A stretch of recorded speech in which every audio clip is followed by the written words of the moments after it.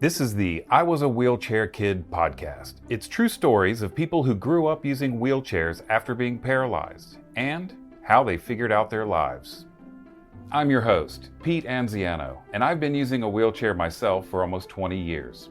Although I wasn't injured as a child, I've spent those 20 years in a job where I help people of all ages adjust to living with paralysis.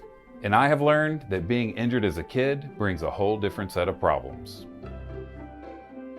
These podcasts are the personal stories about how kids went about finding their own solutions as children.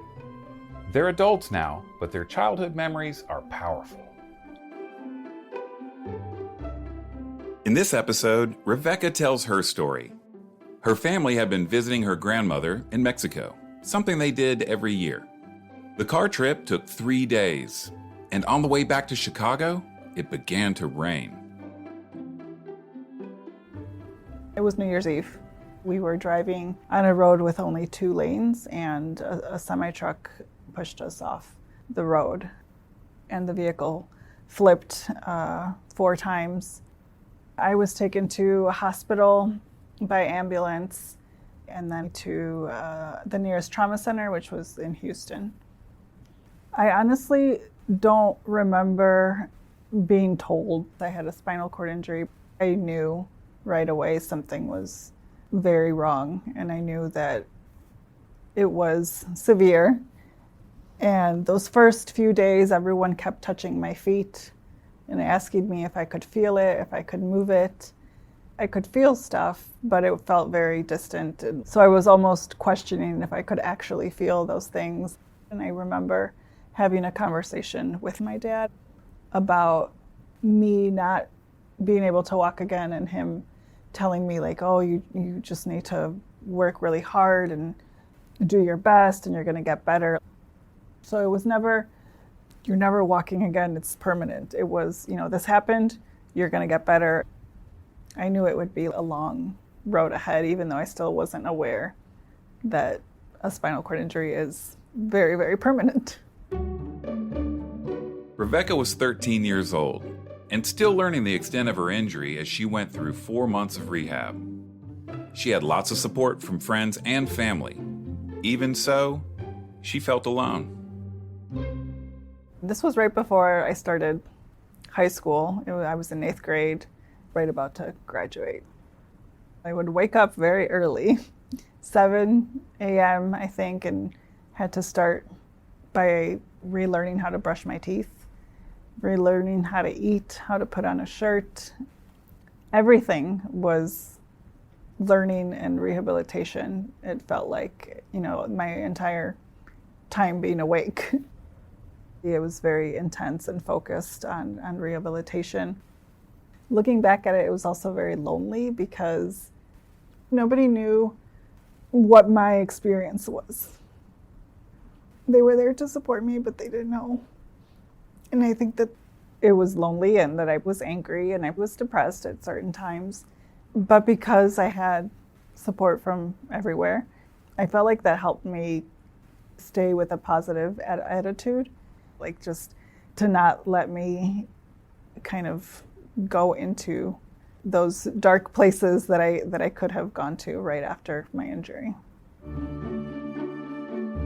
Coming back home was uncomfortable for Reveca. Things were familiar, but also very different. Moving back home, I think it was probably one of the tougher things. You've been taken out of your home and this, life-changing thing happens, and you come back and everything is familiar, but everything is completely different, and you can't navigate your space in the same way.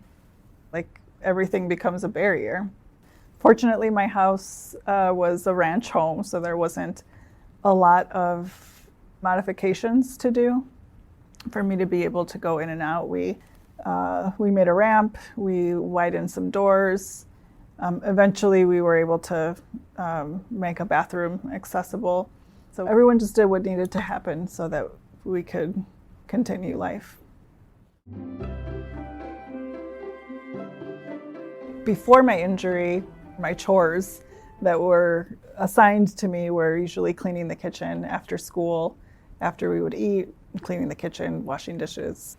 I didn't love it, as any kid would not love it, but after my injury, it was something that I missed, and I felt like, well, that I want to do that, and it would really frustrate me to see the counters have like dishes on them or the table not getting wiped down. And I remember right after my injury, someone asking me that, like, oh, what do you miss? And I'm like, I miss cleaning the kitchen. And they were like, what? What 13-year-old misses cleaning the kitchen? So my mom would say, sit in the kitchen and tell them how to do it, and direct them. So I did become the director of kitchen cleaning, and my siblings had to do what I said. All of Reveca's 8th grade classmates knew and understood about her injury. They had kind of gone through it with her. But she was worried about making new friends in high school. I was scared that I wouldn't make new friends, that I wouldn't get accepted into friend groups. I just entered high school with some fear, with some anxiety that I just would be like this wheelchair kid that nobody would talk to. But at the same time, I also was like, if I'm gonna be in like a wheelchair, I want to make sure I look good. It was at this point when I started to think about what clothes I was wearing, because for a while I was only wearing sweatpants to make it easier for people to dress me. And eventually I was like, oh, well, maybe I should wear my jeans, or maybe I should wear the top that I like. And that started helping me feel better about myself. And Reveca had very strong ideas about the wheelchair she would use. I used a manual wheelchair, and I wanted to be a wheelchair user that could zip around and turn and do the wheelies and do all of the things and participate in sports. I wasn't that. I am a quad, and I can't push a chair. I mean, I can push it if it's, very flat and very smooth and no carpet, but outside of those perfect conditions, there was no way I could be independent. So I thought that I looked better in a manual chair, that I looked more able, and I did not want to use a power chair. I continued using a manual chair because I thought I looked less disabled, when in reality it was making me more disabled and more dependent on somebody else. There was a teacher that was in charge of setting up and hiring the aids for students. He said to me, I know that you have a power chair at home, and I know that you can use it, and you just don't want to. So next year, I'm not going to provide an aid for you. You're going to have to use the chair. And I was pissed off. I was like, how can you want to control this? I was just very furious at him, and I didn't want to do it, but I did. I started using my power chair, and it was life-changing.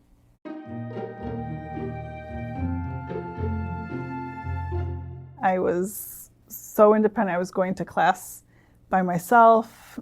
I had students helping me in the class, and I started participating in activities myself. I started joining clubs, art club, photo club. There was a leaders club, fashion club, all sorts of clubs that I decided to participate in. So I think the dynamic changed there, and I felt a little more independent and in control of what I wanted to do. So, the teacher who took away the helper who pushed Reveca gave her something more important in return. He gave her a new sense of self and a new beginning. I always had these dreams of becoming a fashion designer, and after my injury, I was like, oh, that's not going to happen. And I think at the age of 13, that was really disrupted. And I was having my little pity party and thinking like, I can't sew, boo-hoo, I can't draw. And I was introduced to this teacher who ran a fashion design class, and the class would put on a fashion show every year.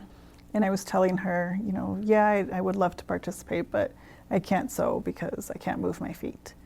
And she said to me, well, I have a sewing machine and it has a button. You don't even need to use your feet, and I can show you how to use it. Come to my classroom tomorrow during your lunch and we'll just kind of play around with it. We'll figure it out. Every day I would go into her classroom during my lunch and eat there and then learn how to do a project.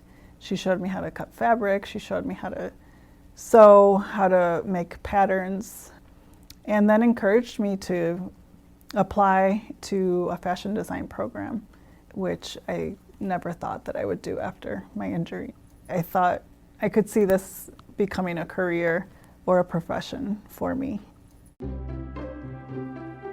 And that's what happened. After high school, Reveca earned degrees in fashion design and theater arts, and she worked as a costume designer. Today, she's an award-winning multimedia artist and the founder of a successful nonprofit group that helps people with disabilities.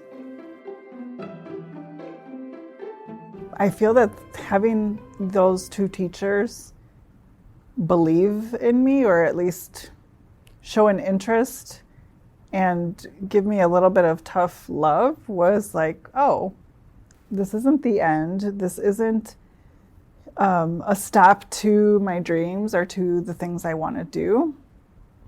And these people care and want to help me achieve that, or at least get to a place where I can show my talent or show my work. And I think that made a big difference. That someone else believed that I could do it sparked that belief in myself, I think. And it made me have this feeling inside where I'm going to have challenges and I don't care if I have those challenges. I'm going to push back and I'm going to push through that and make it happen for myself.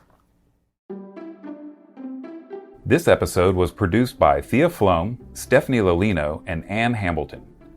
Directed and edited by Dan Lombardi. Music by Cayman Kloss. And I'm your host, Pete Anziano.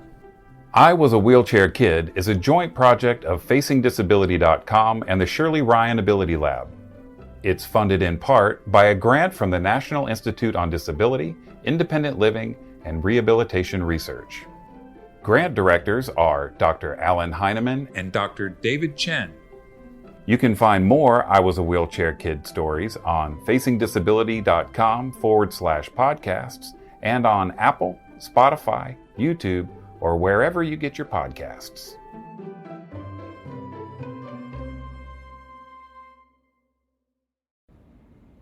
Thanks for listening to I Was a Wheelchair Kid. Help us keep delivering the best content by taking our quick 2-minute survey. You'll find the link in the series notes.